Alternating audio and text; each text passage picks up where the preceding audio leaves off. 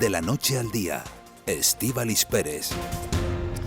7:22 de la mañana, vamos entrando en materia en esta mañana de viernes y ya saben ustedes que ya están sobre el papel los presupuestos de Canarias para 2026. El Consejo de Gobierno ya ha dado el visto bueno y el 30 de octubre llegarán al Parlamento para dar comienzo ya a ese trámite necesario para que puedan entrar en vigor el próximo 1 de enero de 2026. Hablamos de 12.491 millones de euros, un 7% más, lo que supone un total de 813,2 millones más con respecto al presupuesto en curso de este año 2025. Vamos a saludar ya a esta hora de la mañana a Matilde Asián, que es la consejera de Hacienda. Señora Asián, ¿qué tal? Muy buenos días. Buenos días. Bueno, ya satisfecha con el trabajo prácticamente realizado, por lo menos está sobre el papel, ¿verdad? Bueno, pues sí, bastante satisfecha porque con la incertidumbre que existe en estos momentos, tanto por la situación geopolítica como por la ausencia de presupuesto del Gobierno de España, como también la ausencia de comunicación de la senda de consolidación y la cuantía del gasto que podemos realizar, pues estoy bastante satisfecha de que el equipo de Hacienda, una vez más, ha hecho un trabajo excelente para dar garantías y seguridad a todos los canarios. Bueno, unas cuentas, como usted decía, que se han hecho a ciegas porque no se cuenta en parte con esos presupuestos generales del Estado. ¿Esto cómo afecta a esa elaboración de los presupuestos, consejera? Bueno, pues existen tres cuestiones que no se han resuelto por parte del Gobierno de España. Una, de carácter general, que nos han dicho, no sabemos cuál es la senda de consolidación que va a estar vigente en 2026, por lo cual tenemos que hacer los presupuestos con la que se estableció para 2023 y nos exige hacer unos presupuestos con un superávit de una décima. Dos, no se ha fijado por parte del Ministerio de Economía cuál es la tasa de crecimiento por la cual podemos realizar los presupuestos sobre el gasto computable. Y tres, al no aprobar los presupuestos, no sabemos cuáles van a ser en 2026 las transferencias para Canarias.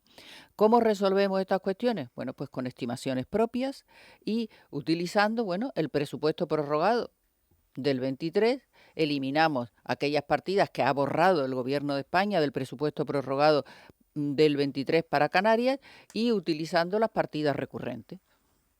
Señora Asián, por aquí ya se encuentra también Mayer Trujillo. ¿Qué tal, Mayer? Buenos días. Buenos días, Estíbaliz, buenos días, consejera. Estaba yo haciendo números aquí, ¿no? Y de este importe global de los presupuestos de casi 12.500 millones, ¿cuánto tendría que venir del Estado?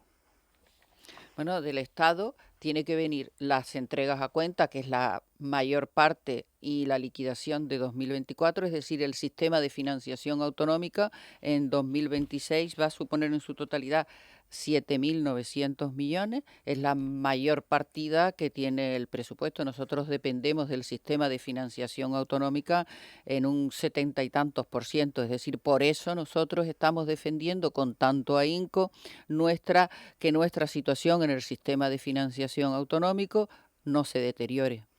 Y si no tenemos presupuestos, ¿esa partida se puede ver perjudicada, se puede ver mermada? Bueno, nos han comunicado ya el importe de esa, por eso yo se lo he dicho, he afirmado que son 7.900 millones, 6.800 de las entregas a cuenta y de la liquidación del 24, 1.100. ¿Qué es lo que ocurre en la situación actual? Que como los presupuestos no se presentan por una razón, porque no hay mayoría suficiente para aprobarlos. Entonces eso se traslada a cualquier otra ley que se tenga que aprobar con contenido presupuestario. ¿Y qué es lo que ha ocurrido en 2025? Que la actualización de las entregas a cuentas no se han realizado en su totalidad hasta septiembre del propio 25. Es decir, estas entregas a cuentas se realizarán, pero no sabemos cuándo. ¿Y esto cómo afecta? Sí sabemos el importe. ¿Y esto cómo afecta a la ejecución precisamente de esas partidas que llegan en septiembre, señora Asián? Bueno, pues se lo podrá figurar. Vamos anticipando ese gasto, luego lo compensamos con los ingresos si se producen dentro del mismo ejercicio. El problema viene cuando una partida te llega, como las cantidades pendientes, por ejemplo, ahora mismo tenemos pendientes de transferencias del presupuesto prorrogado, de las prorrogadas, tenemos pendientes determinados importes. Sabemos que el presidente del Gobierno de Canarias ha acudido a una reunión con la ministra de Hacienda y vicepresidenta primera del Gobierno para solicitar que esas transferencias se hagan lo antes posible. Si son transferencias que se corresponden a gastos ya realizados, por ejemplo, la atención a menores, no hemos recibido nada, 0, pero no hemos gastado 150. Entonces, si ahora recibimos 50, pues se compensan esos 50 con los 150 gastados. Ahora bien, si nos viene una transferencia a final de año que no se corresponde con un gasto real ya realizado, pues realmente es un problema. Por ejemplo, el Plan Integral de Empleo, ¿no? Y esos 45 millones, ¿da tiempo de ejecutar eso hasta final de año o se puede seguir el próximo? El plan de empleo que se ha aprobado ahora, 45 millones para Canarias, 50 para Andalucía y para otras regiones, no recuerdo los importes. Sí, esperamos que, como es un plan, eso sí tiene una periodificación más amplia. Bueno, la ley de presupuestos de Canarias marca las prioridades del Ejecutivo. Si tuviera que marcar 3 prioridades de estas nuevas cuentas, ¿cuáles serían? La primera prioridad, como es desde 2024, no puede ser de otra manera que poner a los ciudadanos en el centro del presupuesto. Las comunidades autónomas en general somos las garantes del estado del bienestar en nuestro país y, por tanto, la segunda sería apuesta decidida por el gasto social. Educación, sanidad, bienestar social y vivienda, dada la emergencia habitacional que tenemos. Y la tercera sería un esfuerzo inversor importante. En este ejercicio es el último ejercicio en que se pueden ejecutar los fondos MRR, que han sido unos fondos que por su centralización desde Europa, que le otorga esta potestad al Estado español y el Estado español lo reparte a través de conferencias sectoriales, pues han tenido ciertas dificultades de ejecución. No. Llama la atención, por ejemplo, la subida del Instituto Canario de Vivienda, que sube, si no tengo el dato mal, un 15%, con una partida de 197,5 millones, 26 más. Ya ha visto usted que, no sé, leíamos ayer, por ejemplo, que según el informe de Tecnocasa, uno de los portales para la adquisición de casas o alquiler de casas, pues la demanda en Canarias se ha disparado un 43%. ¿Puede esta subida paliar esta necesidad? ¿Hay que hacer un esfuerzo mayor en vivienda en esta comunidad, consejera? Evidentemente tenemos una emergencia habitacional, como ya está declarada, y todas las medidas que adoptamos tienen a la vivienda en el centro de acción. En las medidas tributarias que se contienen en el presupuesto son amplía la edad para los jóvenes que puedan adquirir las viviendas a precio más asequible mediante una bonificación en el IGI y en el IETP, eran 35 y lo hemos pasado a 40 años. Hemos ampliado el importe de la adquisición y también hemos ampliado la renta para la cual se puede adquirir la vivienda. Anteriormente estaba en 24.000 euros, una cantidad muy pequeña, y la hemos prácticamente duplicado. Actualmente son 46.455 euros. Es decir, el tema de la vivienda tiene que tener un protagonismo esencial para el Gobierno de Canarias, indudablemente. Y no solo la vivienda, señora Asián, también la sanidad y la educación, ¿verdad? Hombre, por supuesto. O sea, siempre sanidad, educación y bienestar social son los 3 elementos claves del estado del bienestar que nos corresponden ejercer a las comunidades autónomas, que, como hemos dicho, esta financiación se recibe a través del denominado sistema de financiación autonómico, que es el 80% del presupuesto. Bueno, algo menos del 80%. Esta es pero a ello le hemos añadido, dada la emergencia habitacional, también vivienda, darle una prioridad junto con los 3 pilares básicos del estado del bienestar, incluir la vivienda porque hoy día es una necesidad evidente. No, llevamos unos años de crecimiento económico impresionantes, ya lo avanzaba también esta semana el vicepresidente del Gobierno y consejero de Economía, Manuel Domínguez, que ha avanzado que vamos hacia un enfriamiento de la economía. También el Servicio de Estudios del BBVA estima que aunque este año vamos a cerrar con un 3,5%, que es un dato muy bueno, el próximo año se va a recortar el crecimiento del PIB al 2,3%. ¿Vamos a eso, hacia un enfriamiento de nuestra economía, consejera? Sí, seguimos creciendo, pero hay un estancamiento en el crecimiento. Como es sabido, España fue el país europeo que más cayó en el PIB con la pandemia, con la crisis por la pandemia de la COVID en 2020. Luego nos hemos ido recuperando, claro, al haber caído más que nadie, también nos hemos ido recuperando de una manera más acelerada que otros países. Canarias, al ser más turístico que el resto de España, pues hemos crecido a mayor ritmo incluso.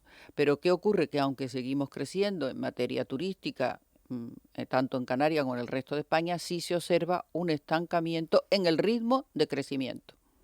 ¿Y en esas previsiones qué comportamiento también tendrá el paro, el desempleo, señora Sián? Bueno, las previsiones que nosotros presentamos, porque uno de los componentes fundamentales para hacer un presupuesto, que es una previsión, lógicamente el presupuesto no son datos ciertos en materia macroeconómica, sino utilizamos los datos macroeconómicos que nos proporciona el Servicio de Estudios Económicos del Gobierno de Canarias.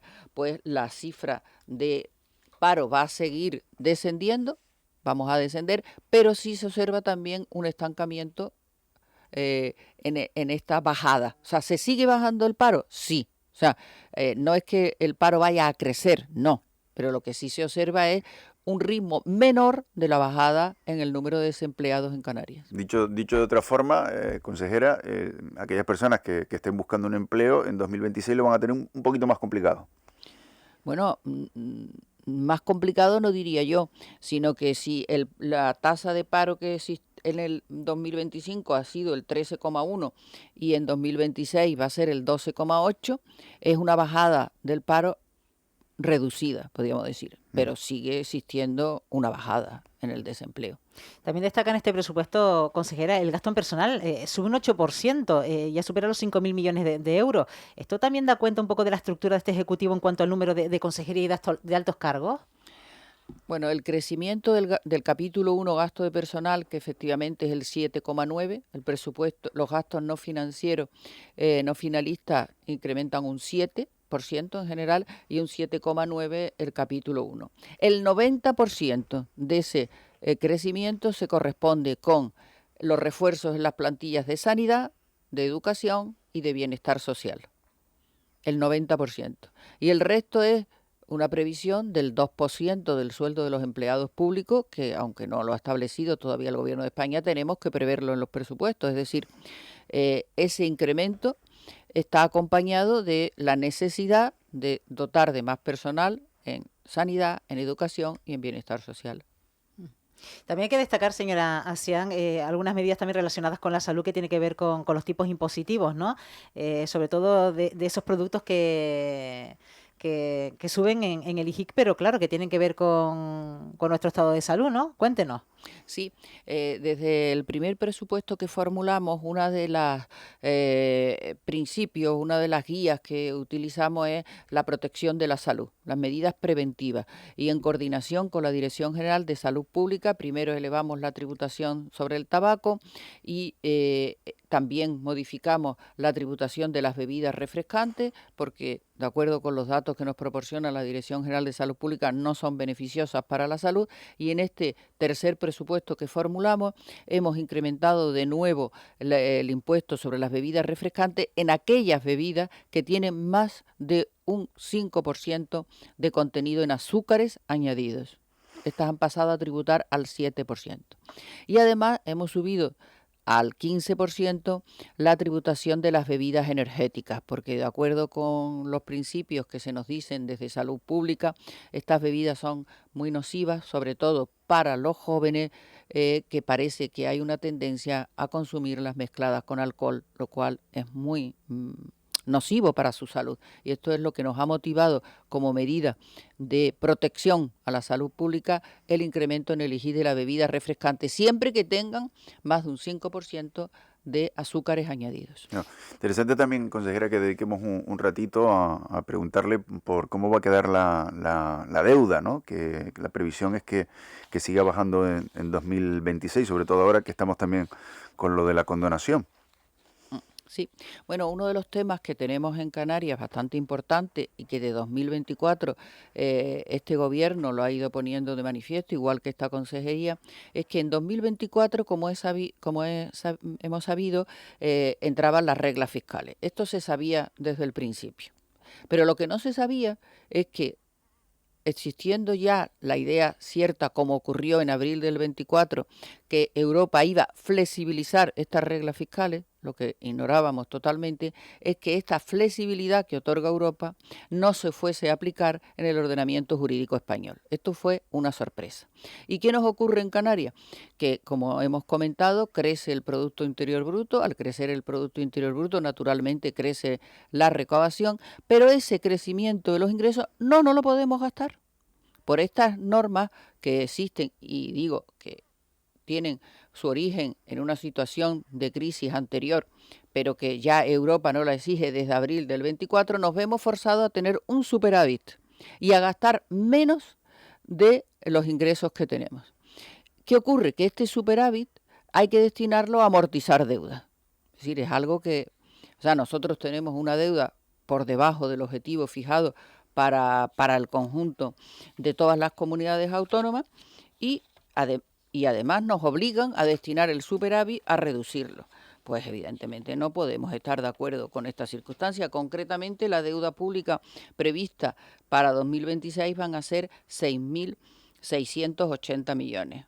O sea, por debajo, ligeramente superior al 10% de nuestro Producto Interior Bruto. Si además nos obligan a tener superávit y destinar este superávit a amortizar deuda, pues estamos en una circunstancia que tenemos que denunciar, porque consideramos que impedir que los ingresos que se obtienen en Canarias se destinen a satisfacer a todos los canarios cuando no es exigido por Europa, porque si dijera, bueno, es que a usted se lo exige Europa, usted está dentro de Europa, tiene que cumplirlo. Bueno, pues habría que aceptarlo.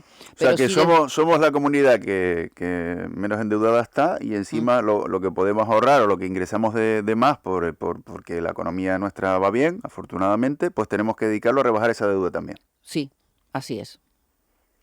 Bueno, cabe recordar que el Ejecutivo Regional pues rechazaba esa quita del 50% de la deuda ofrecida por el Estado. Entonces, para que la gente lo entienda, señora Sián, ese dinero, esos 3.200 millones, que es lo que cifraba esa condonación de la deuda, no se van a ver reflejados, ¿verdad?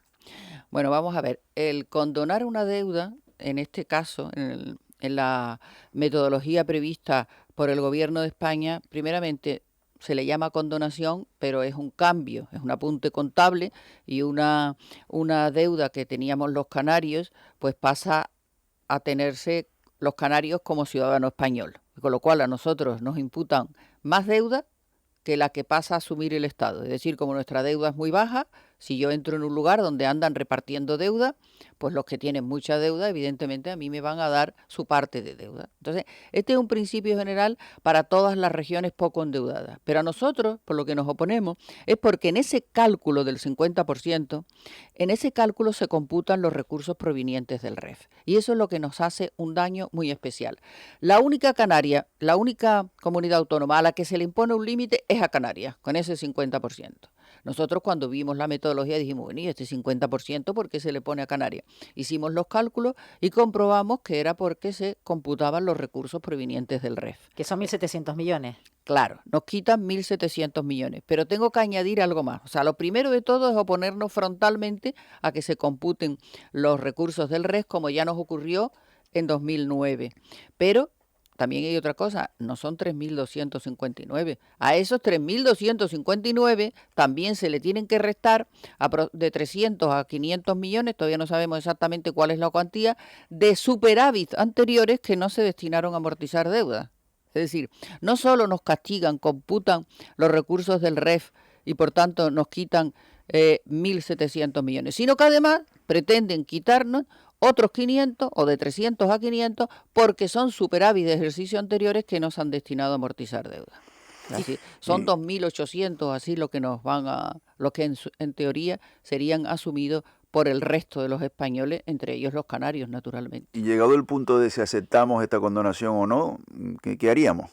Bueno, cuando llegue ese punto, nosotros nos estamos oponiendo frontalmente porque, como le digo, consideramos que es una línea para nosotros, vamos, yo creo que para todos los canarios. Reformamos nuestro estatuto para aclarar que los recursos del REF eran unos recursos para compensarnos los costes de la ultraperiferia, para compensarnos nuestras desventajas estructurales, no para que se nos restara del sistema de financiación.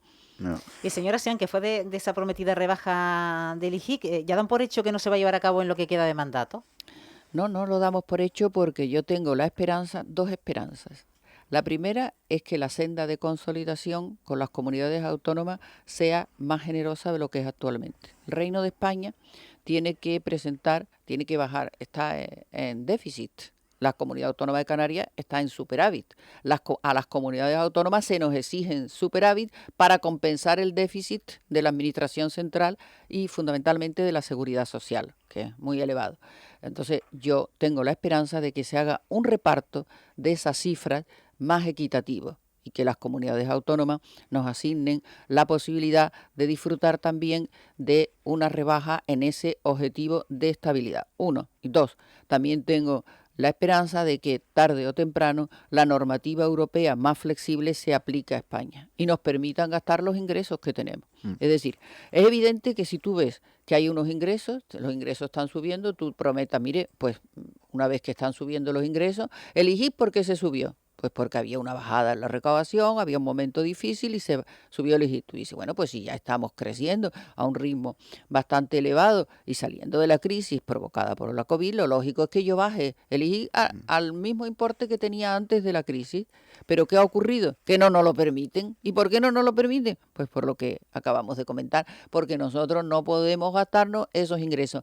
Y la rebaja del IGI en términos normativos es consumo de gasto. Es decir, el 3,3 que podemos crecer en gastos, en el límite de gasto no financiero, si rebajas los impuestos con carácter normativo, te consume gasto. O sea que tendríamos que reducir pues el gasto en sanidad, en educación, en bienestar social, y ahí sí que preferimos seguir apostando por el estado del bienestar. No, me quedaba una pregunta pendiente sobre lo de la condonación. Si al final pues decimos sí a la condonación y nos vienen esos 3.000 millones o 3.200 millones o 3.000 o poco menos de 3.000 por lo que usted decía que nos pueden restar 500, ¿ese dinero a qué se puede dedicar?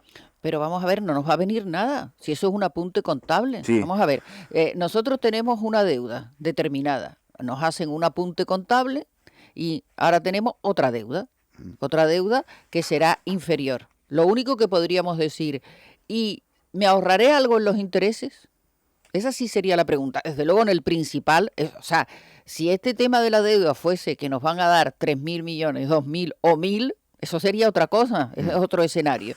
Este escenario no significa, simplemente significa que parte de la deuda que tenemos como canarios la van a asumir todos los españoles. Y como dije, nosotros como canarios vamos a asumir más de la que nos condonan. Pero esos son apuntes contables, eso no tiene ninguna repercusión en transferencias para Canarias. Dicho de otra forma, consejera, que lo está explicando muy bien, esos 3.000 millones, digamos, que nos quitan de la deuda, nosotros no los podemos usar. Hombre, claro que no. Alguien puede pensar, bueno, pero mire usted, algo se ahorrará usted en intereses. Pues también, me ahorraré en intereses. ¿Pero a qué tengo que destinar esos intereses? A superávit. ¿Por qué?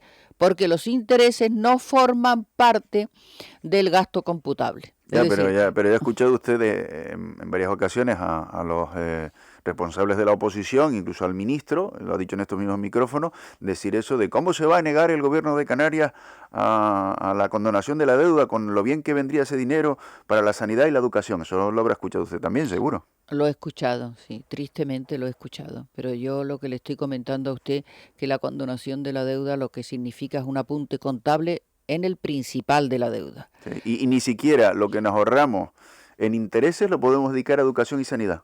Por supuesto que no, porque la regla del gasto impide, o sea, el 3,3 sobre el gasto computable sigue siendo el mismo. ¿Por qué? Porque los intereses no forman parte del gasto computable. Es decir, el 3,3 no se le aplica a todos los gastos. No se le aplica, entre otros, a los intereses de la deuda. Lo cual, si nosotros, el ahorro hipotético que pudiéramos tener con esa disminución de la deuda del gobierno de Canarias, lo tendríamos que destinar a incrementar el superávit. Pues Matilda, y ese superávit, a su vez, destinarlo a amortizar deuda. Pues Matilda Sian, ya el 30 de octubre estarán los presupuestos en el Parlamento, ¿verdad? Sí. Bueno, pues estaremos muy pendientes, sobre todo porque luego le tocará a todas las áreas del gobierno hacer un desfile por ese Parlamento de Canarias para explicar el contenido de esas cifras. Matilda Sian, consejera de Hacienda, gracias, buenos días. Gracias y buenos días. Buenos días, consejera. 7:46. De la noche al día,